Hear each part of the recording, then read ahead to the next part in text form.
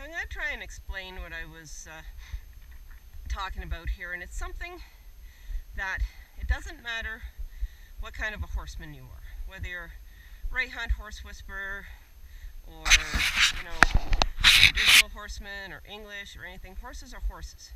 Horses are always going to be horses, whether they're little, bad breeding horses, or whether they're warm bloods, or whether they're draft crosses, or whether they're Mustangs, or whether they're mules. Equines are equines, and they're always going to be prey animals. No matter how much we make them into partners to us, and we are predators, we are always going to stay predatory because we're human, and they're always going to stay prey animals. And we're always trying to build a relationship between them so that we have partners. But we have to remember at any single moment that relationship can be broken or threatened by having too much predatory action. That's us. And predatory action is in the form of pressure or something that threatens, or that they feel threatens them. It doesn't have to actually threaten them, it just has to feel like it's going to threaten them. And I think that's really hard because some people are always saying, well, I love my horse, I'm not a threat. Well, if you are human, you're a predator and you're a threat. You might have larger amounts of intensity and predatory nature, and you might have smaller amounts of intensity and predatory nature. So let's talk about this on a level where the horse can understand. Predators like to look at things. We focus in, hey Henry, we focus in on stuff because that's our nature. We zoom in on it, like if the donkey there, if I want to go up and pat the donkey, I look at the donkey and I keep approaching it, and I keep looking at the donkey and I keep approaching it. Unfortunately, sometimes that intensity of me just looking at where I want to go becomes too much pressure and too much intensity for the animal, for this prey animal. And so then the prey animal says, oh, I got to get out of here, and moves off. So when we walk up with a halter and a lead rope, we have an intention.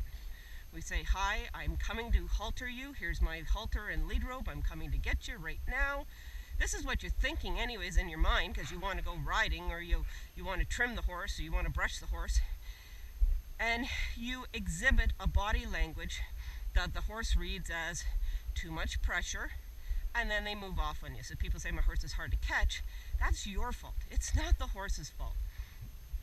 Okay? So here JD just asked for the llama to move off. She created pressure to the prey animal and said, get away from that pile of hay because that's the pile of hay that I want. If I am coming up to an animal that I want to catch, touch, play with, feel, ride, whatever, I need to have my intensity low. And I need to be where I'm not focusing on the animal. And the hardest part, here is the single hardest thing. Do not look at them. Don't look at them in the eye. Specifically in the eye. You can look at their feet, you can look at their butt, you can look at their shoulder, you can look at their body in general, you can look beside them. But if you focus in on their eyes and walk straight up to them, if they have, see, she realizes I'm coming with intensity, so she says, well, I better take a look at why you're coming. But if there's any kind of reservation in the animal towards you, they are not going to stand there and be your partner. They're going to feel that intensity, and they're going to move off, and you're going to then start to try and chase them down. It's the hardest thing in the world to figure out.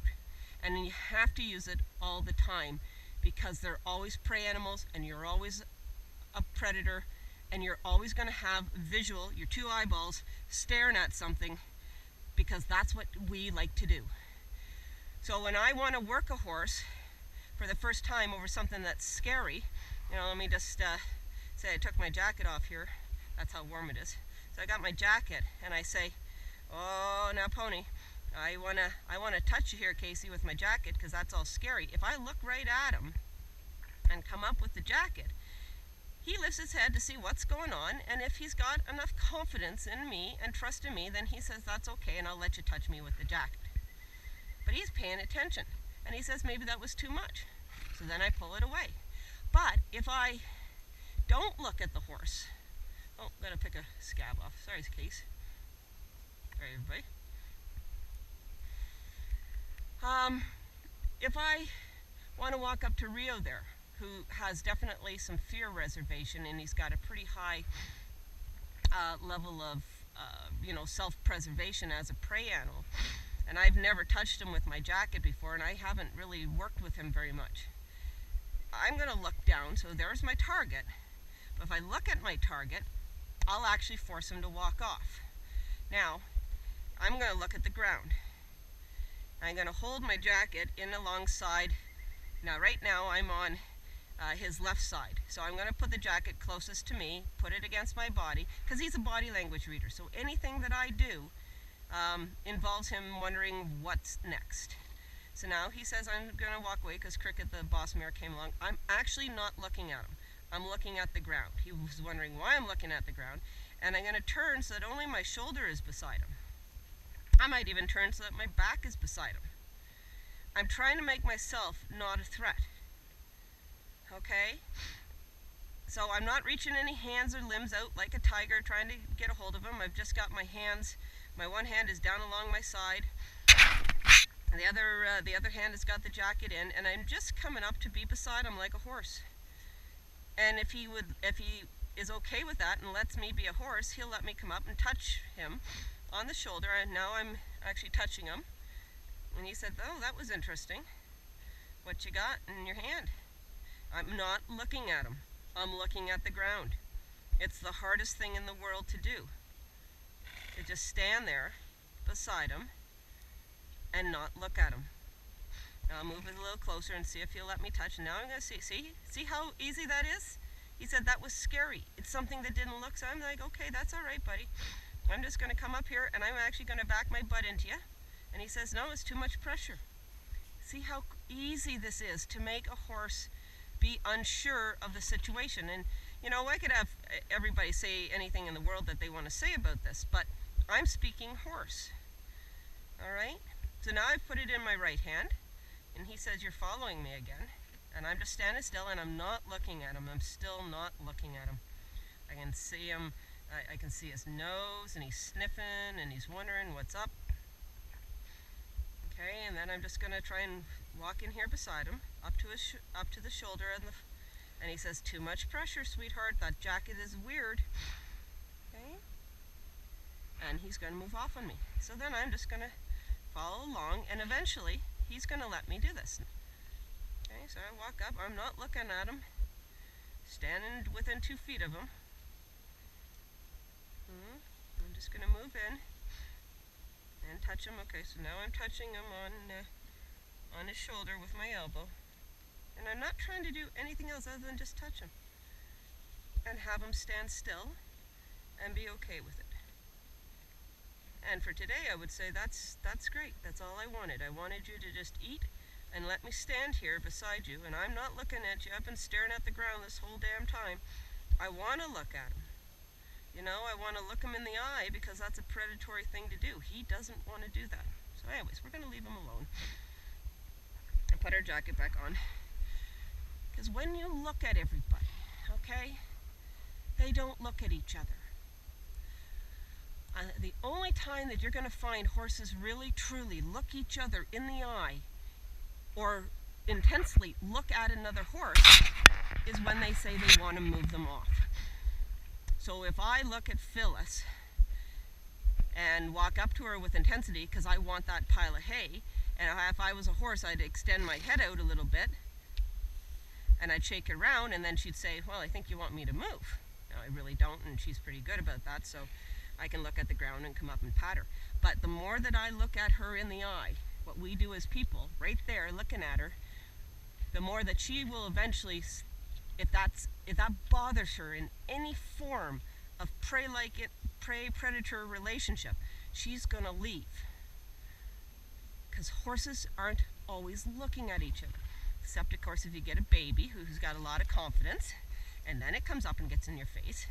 But in general, when she's out with all her other horse friends, she is not looking at you, looking at them, and they're not looking at her unless they want to move a horse along. Who's my baby girl? Okay?